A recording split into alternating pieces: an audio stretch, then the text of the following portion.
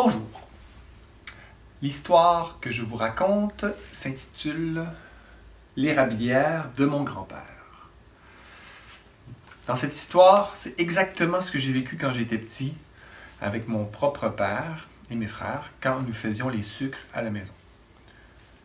C'est une histoire qui a été écrite par Margaret Carney et illustrée par Janet Wilson chez les éditions Scolastiques.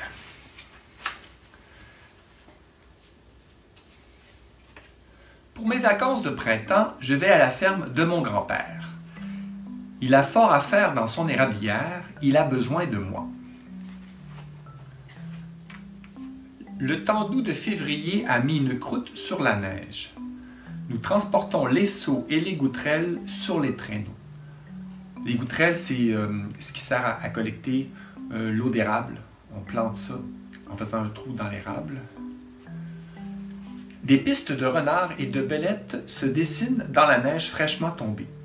Tandis que nous montons vers l'érablière, des écureuils roux lancent leurs cris du haut des épinettes.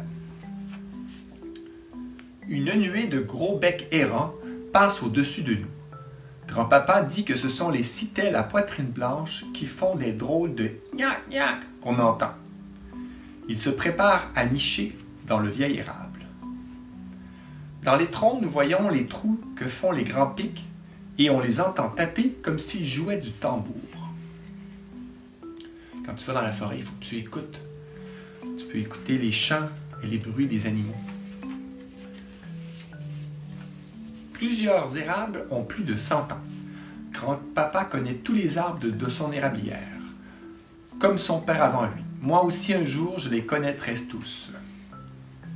Grand-papa perce un trou dans le tronc du premier érable du côté sud-ouest. Le beau soleil printanier réchauffe ce côté-là en premier. Je débarrasse le trou des débris de bois avec une branchette. Nous posons une goutterelle et l'enfonçons doucement avec un marteau. Après une longue attente, une grosse goutte de sève se forme au bout. Je l'attrape avec ma langue, c'est sucré et je me régale. Nous suspendons un seau à la goutterelle et ajustons son couvercle.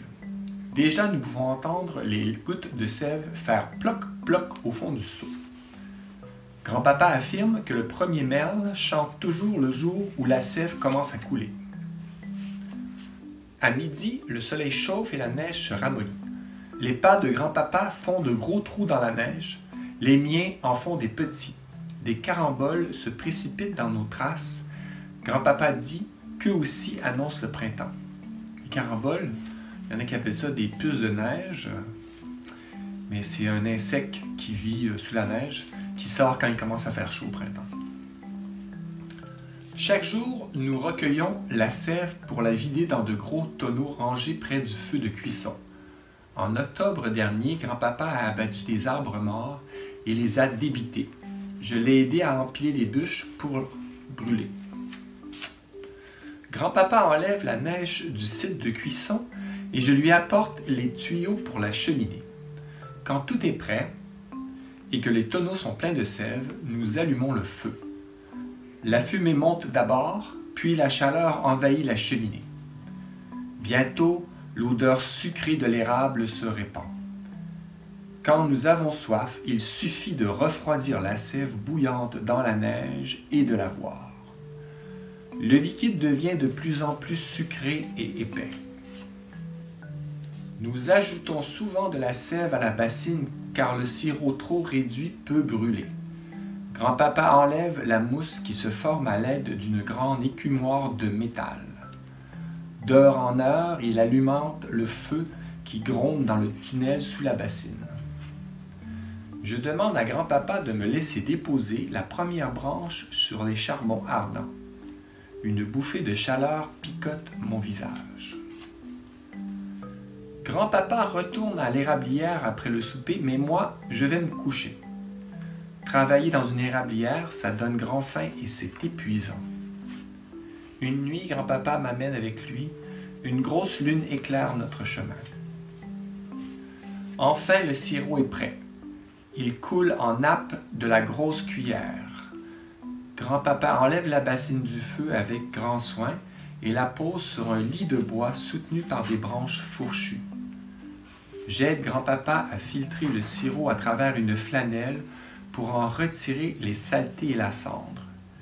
Puis nous nettoyons la bassine, nous grattons le sirop épais et collant du fond du récipient avec des palettes de bois que grand-papa a taillées dans du cèdre. C'est délicieux. Nous remplissons de vieux bidons avec le sirop chaud. Une fois refroidi, nous plaçons les bidons sur le traîneau pour le ramener à la ferme. Le lendemain, nous mangeons des crêpes avec du sirop d'érable pour le petit déjeuner. Grand-maman déclare que grand-père et moi fabriquons le sirop le plus savoureux du comté. Moi, je pense que c'est le meilleur sirop du monde. Et voilà, c'est terminé. J'espère que vous allez bientôt vous sucrer le bec avec des bonnes crêpes dans le sirop, comme dans l'histoire de l'érablière de mon grand-père.